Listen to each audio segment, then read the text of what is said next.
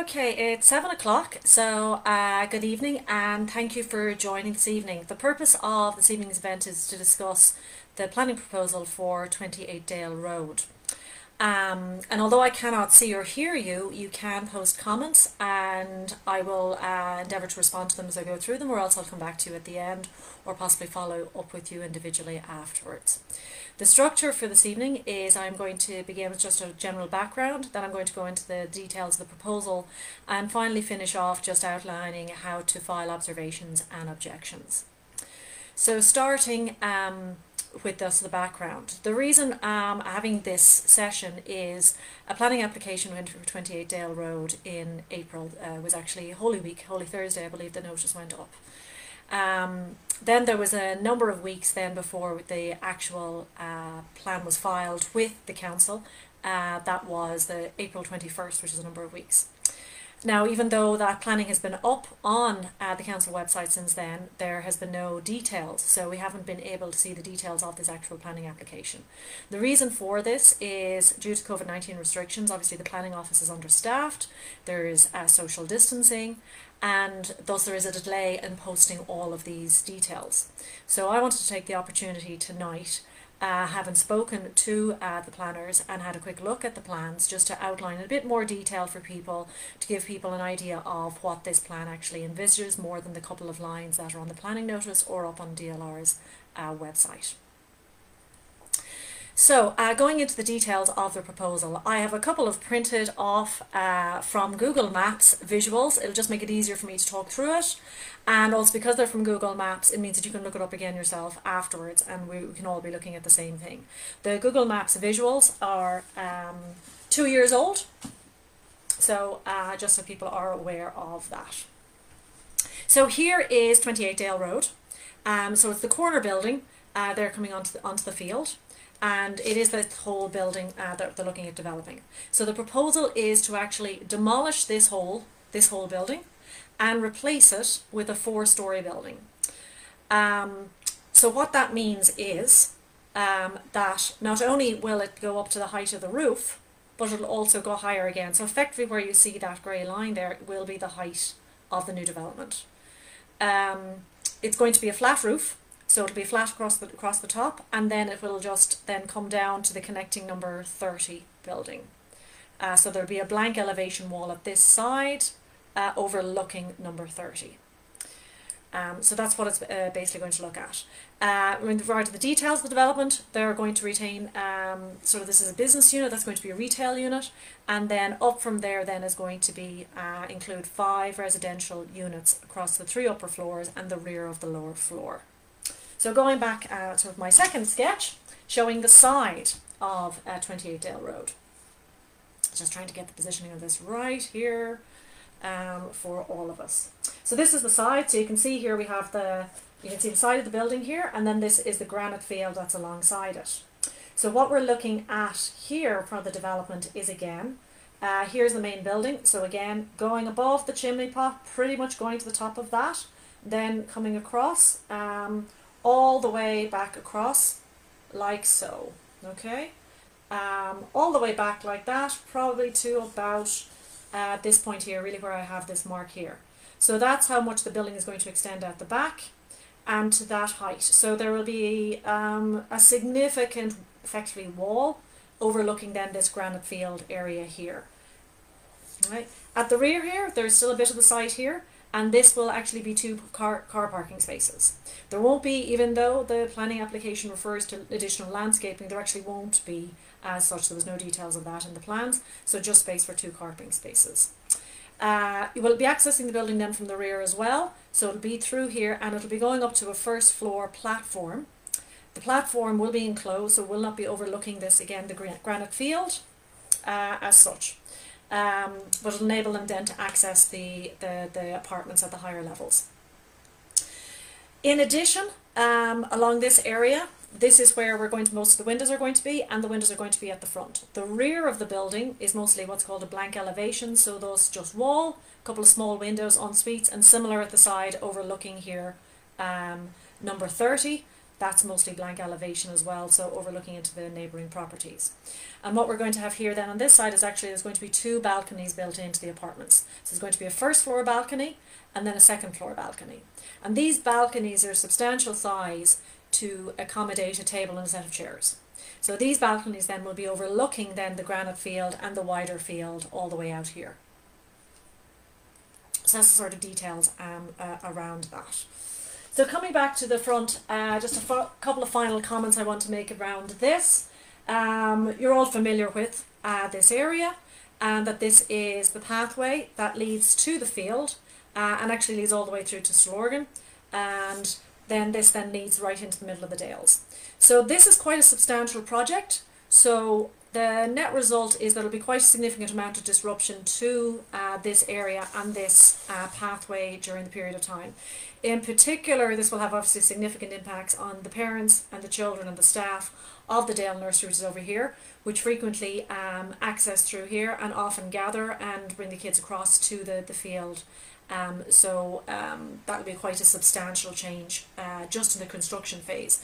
As well as, you know, further out here, it's a very quiet residential area. So the construction phase, again, can be anticipated to be quite disruptive of that whole area. And in the longer term, once it's built, it's 5 apartments, there's only 2 parking spaces provided.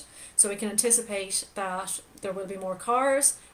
In addition, depending on what retail unit goes in here, we could have bringing more traffic into the area. Now, these were retail units originally. This used to be Mullen's shop back in the day. But for the last number of years, these really have just been commercial premises with very little traffic. So if we would have full retail premises, it could increase an awful lot of traffic into what is currently quite a quiet area. So in summary, it's quite a substantial development. It'll be very disruptive during the building phase. It'll be a significant change on the aspect of this area, and it'll be going to a height which we haven't had in that area before. So those are some of the quite significant highlights around that. Coming to the final area then, closing off, is, well, having listened to all of that, what if you do want to make an objection or an observation? They're called observations, but they are objections, and this is your opportunity to have your voice heard. Anybody can make an objection, so you don't need to be an immediate resident. I've had a few people ask me about that. So because there's a huge range of community that has expressed an interest in this development to me, including Cllr Woods, Cllr Heights, all people down in Goatstown, and because the field there is a very popular recreational area, of which we have all been very fortunate to have over the last number of weeks. So it doesn't matter where you're a resident, you can file an objection. Obviously, depending on where you are, depends on the nature of the objection you might want to file. So first of all, 2 things about that. For those of you who are familiar with the planning process, you will know that from the moment the planning notice becomes available, that was April 21st, that you have 5 weeks to file an objection. The closing period from objections is now June, checked it today, and it's June 29th. So those of you who can do a quick tot, that is definitely more than 5 weeks. The reason for that is obviously because of the COVID restrictions, and because of how the planning process has, by necessity of those restrictions, been slowed down, that 3 ministerial orders have been passed to extend that length of time. So yes, I'm giving you a talk now on the details, but those details should become available on the Dún Laoghaire website for you to see yourself before we get to that 29th of June. And it's also not anticipated that will be extended any further. So you have until the 29th of June to make an objection. You can send in a written objection, or you can file it online. You do have to file a fee of €20. And your objection can be written in plain English. It doesn't have to be complicated, it doesn't have to be technical.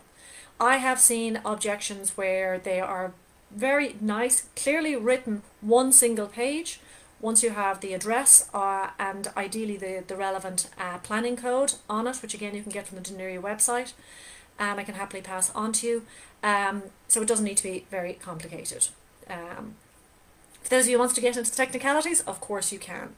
But don't feel that because you don't have planning expertise that you can't make a planning objection. As I said, I have seen simple 1-pagers that were very clear of the concerns that the residents had. I was also asked whether these are public. Yes, these will be publicly available. Again, balance. We can look at the details of the plans, so the parties are entitled to see what are the details of the objection. So keep it very factual and use plain English and make it very clear. You can of course include photographs or anything like that as well that you want with it. Planners do pay attention to objections, but they pay attention to the substance of the objection. If it's something that that in their view is something that as a planner needs to be taken into account. And obviously you can take objections from residents associations. So there's a number of resident associations that have contacted me and are interested in this development, and certainly they can file as a resident association as well, but again that's another €20 to do that. So if you have any other questions, I see there's a few comments, so I'll have a look at those now. We don't know what kind of business will go in there. It's just stated as a retail. And that's the thing, it could be a nice quiet business, or it could be something that attracts a lot of traffic. And we don't really have any influence on that. The balconies, yes, are facing the green. And yeah, I think there could be a risk of noise pollution around that. There could be a risk of disturbance, all of those sorts of things. Issues with balconies are always an issue when there's balconies, people hanging out washing, people leaving, bicycles, people leaving them unsightly. And again, all of us who use the green will be looking at that. So that's something to be aware of and to be considerate of. That is all that I have for you this evening. I said to reassure you, the details should be available before we get to the 29th of June. I certainly will be watching for that. If you do have any specific questions, please do follow up with me. You can contact me through Facebook or through any of my contact details, which are available as well. And I certainly will be considering continuing to pay attention to this development as it progresses. Kevin has a question there. Guess if they get the go-ahead, other premises and terraces could do the same in the future. Exactly. In fact, you're much more likely once, particularly with that height issue, once somebody's gotten that height, so that other areas can as well. So again, those of you who are familiar with the area, you know that modern building at the back of 32, that is, even though that's flat, that is only 3 stories. It's going a story above that again. So all of those buildings could go in and seek to go that extra story around that. So it is a significant change to the look and feel of the area. Balconies facing outward. The balconies will be facing out over the granite field, so they'll be on that side, and they'll be substantial, Hannah. They will accommodate a table and chairs, so people will be able to sit out on those balconies, and they will overlook the granite field. It'll be at the first floor and at the second floor, so it's very likely that they will be overlooking the nearby gardens as well. Sarah just focused when writing objection, focus on the long-term disruption of shorter-term construction. Both aspects are important. I have certainly seen planners include, even when they have granted permission, to put restrictions around during the construction period. For example, that no construction takes place during the period when children are going to and from the nearby school. So again, for that health and safety aspect. So it is worth highlighting that aspect if they do get planning, that we can enjoy without that level of disruption at that period of the day. But I would also focus on the long-term disruption as well. Short-term is short-term, long-term is long-term. So I would, there could be a significant disruption long-term. As you know, it is quite a challenge to navigate that area in a car at the moment. And if you increase that level of traffic, if you increase that level of parking, I think there could be issues around that. And again, with the nursery nearby, it's very safe for that nursery. That will change that quite substantially, and as well it will have a significant impact on those houses in the Dale there, where effectively you have a lovely little local community, and that could be that could be disrupted as well. So I would certainly focus on those things, changing the nature of the community, the lack of parking, because I think that's an issue as well. The granite field, no, is not included in the project. There is some history around that with that particular building as well. But no, that was one of the things I checked on. It's not included in the project. It doesn't belong to the site. That is public land, let's use that term. But it certainly is something that I would watch during the development, that they wouldn't be encroaching. If they did get permission, they wouldn't be encroaching on that granite field. That would be something I would be concerned about as well, given the history there. And no, it's not in keeping with any other type of housing. Again, that's something I think you should highlight. It's a very residential area. It's a very quiet area. It's the businesses that are there are very quiet, as you know. The one big business we have is the nursery, but that's set away again from that field, from that amenity. So it doesn't impact on the amenity of the field, which I think again is quite significant. And again, even the nursery is within the height limits that are the norm in the area. So this would be quite out of keeping. And again, remember, it's going to go up as a square block. So it's the height and it's also that squareness, and then how far back it's going. It'll be quite imposing, I think, on the area if it gets the permission. When will the plans be available? Yes. How long is a piece of string? Now, I know that's frustrating, but this is one of the reasons why I wanted to have this session with you, because there is these delays. And again, it's why it's up until June 29th for you to be able to make your observations, because there is these delays. Under the norming planning rules, from the moment the application goes in, which was April 21st, the council says on its website that the details be posted within 10 days, and obviously that hasn't happened. If there is an issue, if we don't get the 5 weeks, so the date, now let me check again, has been extended to June 29th for observations.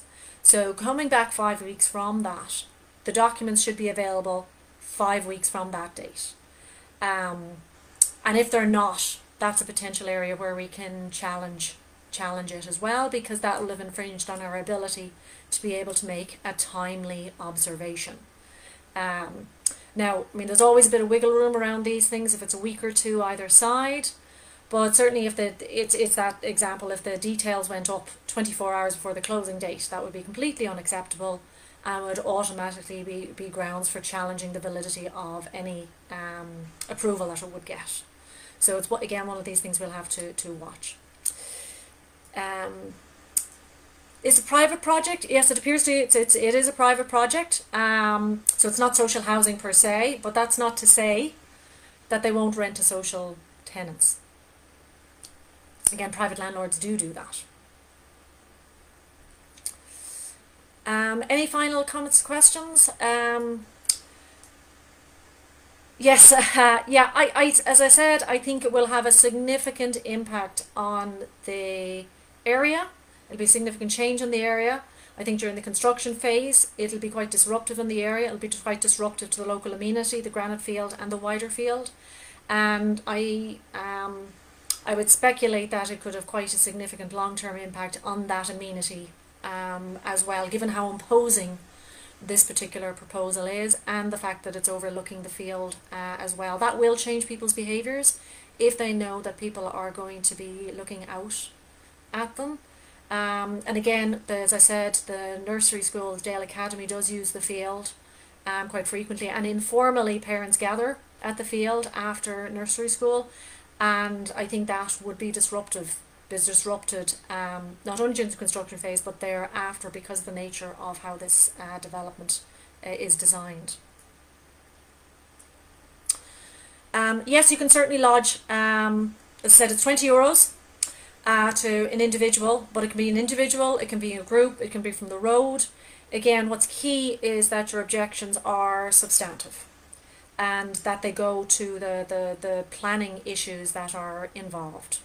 So, for example, I'm sorry to say, you don't have a right to a view, you don't have a right to light, unfortunately, but you are entitled to enjoy local amenities.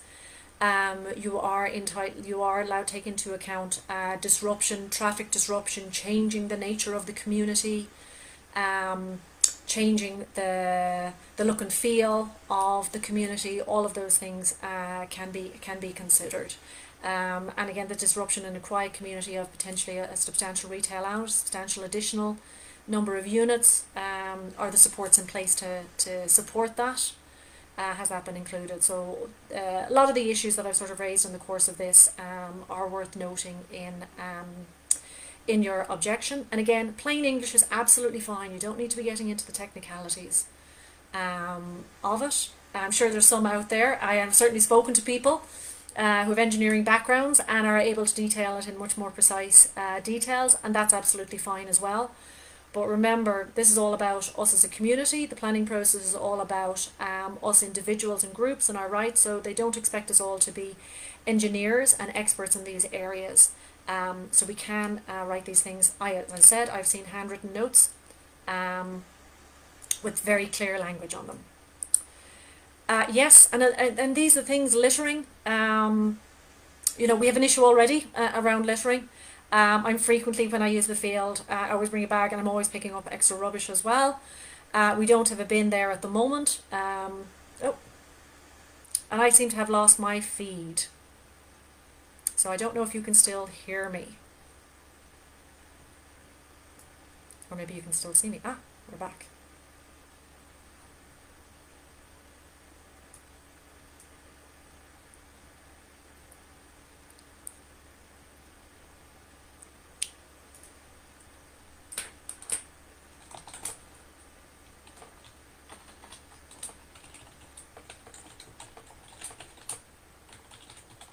Okay, I seem to have lost the feed. I don't know if you can still hear me. If you can, maybe somebody could post a response and just say that you can still hear me.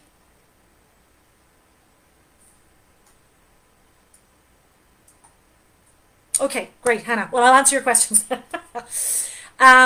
would the time of construction be allowed to work? That's one of the things that we could, that you know, we can put into an objection, is highlighting that and requesting that construction is limited to certain times. As I said, I do think that there would be a very strong argument that construction wouldn't be allowed during the start and the end of the school of that school day, because there's a huge amount of traffic at that point along that pathway, and I think it would be very unsafe for people to try and navigate that. And any other concerns that you have around those construction times, again, you can be quite explicit about that. So you can certainly say, you know, you can certainly object to the whole thing per se, but you can also say, but if it does go ahead, I would like limits on the construction.